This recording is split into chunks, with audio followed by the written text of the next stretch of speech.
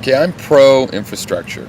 Okay, I'm very pro infrastructure. I think this is what we need in this country, and I think if you waste money on infrastructure, you're still doing pretty good. It's a lot better than wasting money on a war, bombs that cost you money and then have ramifications. I mean, if you spend $300 million on a bridge that you don't really need, at least it will get used. At least there'll be economic development. At least it'll last 100 years, and it'll be more people that are going to use it than the people that just live right where you build the bridge at the time that you build it. So let's talk about this bridge to nowhere. Now, I'm not saying the bridge to nowhere, which comes from, what is it? I'm sorry, I'll probably mispronounce this because I don't even remember. It's Ketchikan to Gravina Island, I think it is. This famous bridge to nowhere. Well, first of all, it's not a bridge to nowhere. That's just usual political bullshit, You'd think that that bridge was just going to an island just to waste money and spend money on a bridge, and then it just ends at a dead end in the forest. No. There's an international airport on that island. And ever since they built that airport in the 60s, I believe, they've thought of having a bridge instead of the ferries to it. Okay. Right now they have ferries. The ferries only take like 5 minutes, and you wait 15 minutes, and you pay some really reasonable rate, like $5 for people, $10 for your car. I read $5 for people, $6 for your car. Whatever, it's very reasonable. Must be subsidized probably. Well, it is subsidized. It's a state-run ferry system. I don't know how much it's subsidized and how much they recover. But anyway, it's reasonable to have people getting over there in ferries. So maybe they don't need the bridge, but it's not a bridge to nowhere. It's a bridge to an airport. Okay, there's 14,000 people in that area.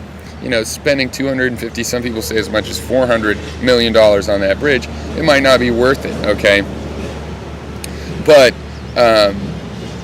it is getting them to the airport, and it's not just serving those 14,000 people. There's something like 250,000 people fly through that airport to go visit Alaska and see that part of Alaska, okay? So, how is that really a bridge to nowhere? It's a bridge to their airport. Now, that doesn't mean they deserve to get a bridge to their airport. Maybe we should be retrofitting bridges so they don't fall down in Minnesota, or, we have crumbling infrastructure that might need to be repaired more than getting a bridge to an airport in a fairly rural part of Alaska.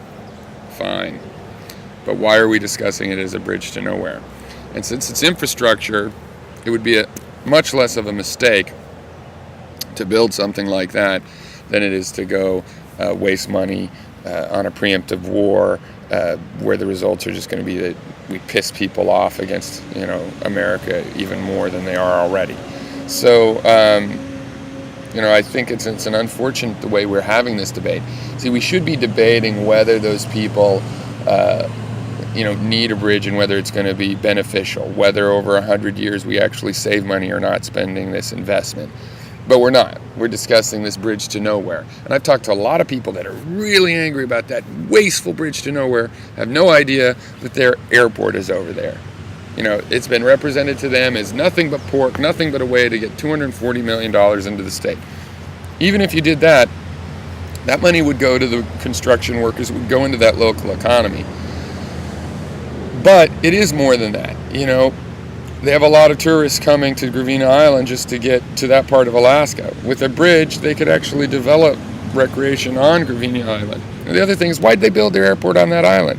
Because, I'm assuming, looking at the maps, it's because it's really mountainous behind that town. It'd be hard to build an airport there.